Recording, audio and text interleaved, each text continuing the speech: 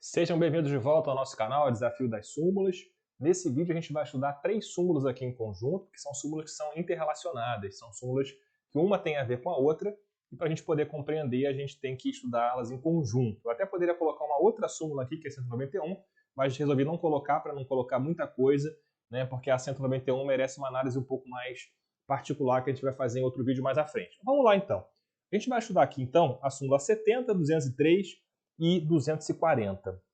A súmula 70 é mais antiga, da década de 70, né, 1978, mais ou menos por ali, e ela fala assim: o adicional de periculosidade não incide sobre os triênios pagos pela Petrobras.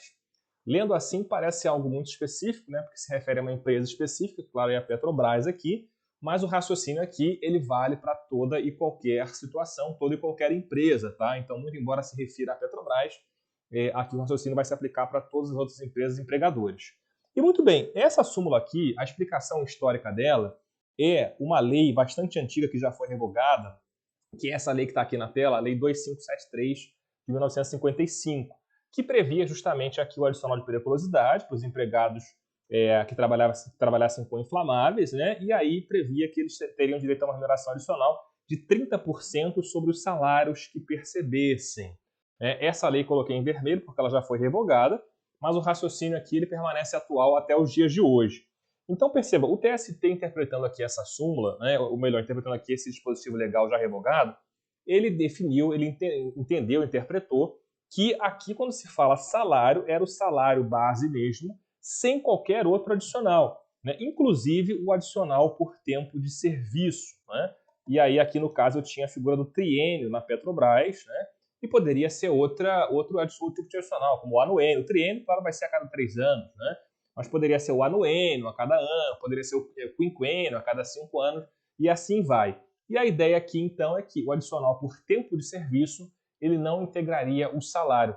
E é interessante aqui historicamente, né, porque lendo os acórdãos que geraram aqui essa súmula, que é a súmula 70, né, são acórdãos que privilegiavam a questão da liberdade, né, e mencionavam também que deveria ser privilegiado e ser estimulado o consensualismo no direito do trabalho, que é até uma ideia que a gente sabe que voltou com muita força com a reforma trabalhista em 2017, né, com a Lei 13.467. Isso mostra que o direito do trabalho ele é pendular, né, ele vai e vem, às vezes momentos em que se privilegia mais a questão da autonomia da vontade, da liberdade contratual, e outros momentos em que se vai para um lado de maior intervencionismo. Tá? Mas então, esse foi o raciocínio aqui do TST, e a gente tem que interagir aqui, então, para compreender esse tema, com a súmula 203. Por quê? Porque, então, a gente vai compreender aqui que a súmula 70 ela é uma exceção, vou até colocar aqui, ela é uma exceção ao raciocínio da súmula 203. Porque a 203 ela fala assim, a gratificação por tempo de serviço, e aqui pode ser um anuênio, pode ser um triênio, pode ser um quinquênio, enfim, qualquer quantidade de tempo, né? Mas gratificação por tempo de serviço integra o salário para todos os efeitos legais, né? Então percebam aqui que a súmula 203 ela consagra, ela reconhece a natureza salarial, né, do adicional por tempo de serviço, como seria o caso do triênio, né? E ora, se a parcela é salarial, é claro que ela vai ter todas as consequências de um salário, né? E aí, aparentemente, inclusive num raciocínio mais literal, a gente teria que dizer, inclusive, que o adicional por tempo de serviço integraria a base de cálculo da periculosidade. Então, a periculosidade 30% incide sobre o salário, e o salário seria constituído do salário e também da gratificação por tempo de serviço. Inclusive, a gente encontra, eventualmente, alguns acórdãos regionais nesse sentido, de TRTs, né, nesse sentido, interpretando e aí dizendo que o adicional de periculosidade ele vai incidir, sim, sobre a gratificação por tempo de serviço.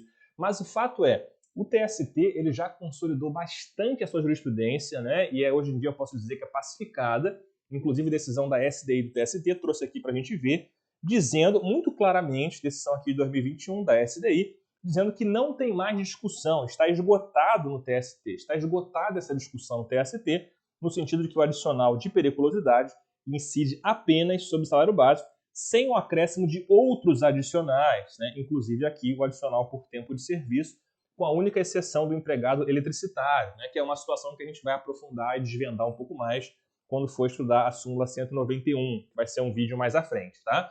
Mas, em princípio, como regra geral, portanto, o adicional de periculosidade para o TST ele não vai incidir sobre adicional e gratificação por tempo de serviço, né? Então, apesar de ser salário, né? Então, por isso que eu falei aqui, a súmula 70, ela acaba hoje em dia sendo uma exceção à súmula 203, né? Então, gratificação por tempo de serviço, triênio, anuênio, quinquênio, é salário, vai refletir em todas as parcelas, como 13º, férias, fundo de garantia, vai servir de base de cálculo para horas extras.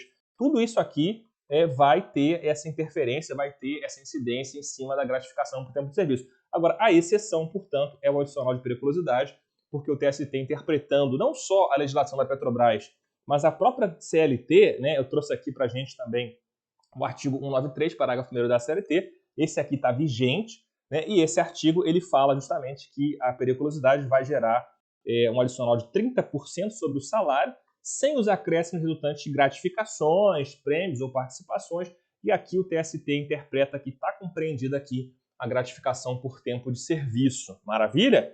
Então esse raciocínio aqui a gente compreende a súmula 70 junto com a súmula 203, e para fechar aqui a súmula 240, que é específica sobre bancário, mas ela comprova, ela demonstra mais uma vez aqui que o TST entende que a gratificação por tempo de serviço, anuênio, triênio, quinquênio, quer que seja, é salário, constitui, configura salário, tá certo? E aqui na situação do bancário, é a situação da gratificação do gerente bancário, né? É o artigo 224, parágrafo 2º da CLT, lembram dele? Está aqui na tela, e ele fala que o bancário que exerce cargo de gerência, fiscalização, chefia equivalente, ou que desempenhem outros cargos de confiança, eles não vão ter direito à jornada de 6 horas. Né? O gerente bancário tem jornada de 8 horas, desde que ele exerça um cargo de confiança e desde que o valor da gratificação, né, a gratificação da função, não seja inferior a 1/3 do salário do cargo efetivo. Né?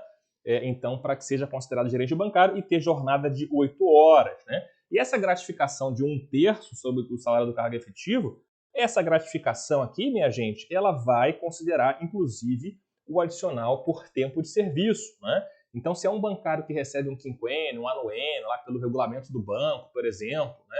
Ou até a norma coletiva, eventualmente, então, esse adicional por tempo de serviço, ele vai ser levado em conta para calcular a gratificação mínima de 1/3 do bancário. Né? Lembrando que no caso do bancário, essa gratificação é mínima de 1/3. Ela pode ser superior, ela pode ser de metade do salário, pode ser de 40% do salário, pode ser de 70% do salário ou 100% do salário, tanto faz, ela só não pode ser inferior a 1/3.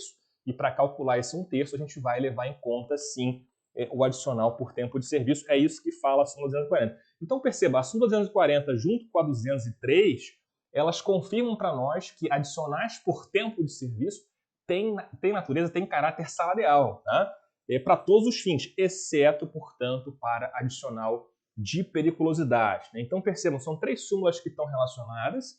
A gente, como eu falei aqui, a gente poderia até colocar junto a súmula 191, mas ficaria muita informação, e a súmula 191 ela vai ter algumas nuances que a gente tem que estudar separadamente.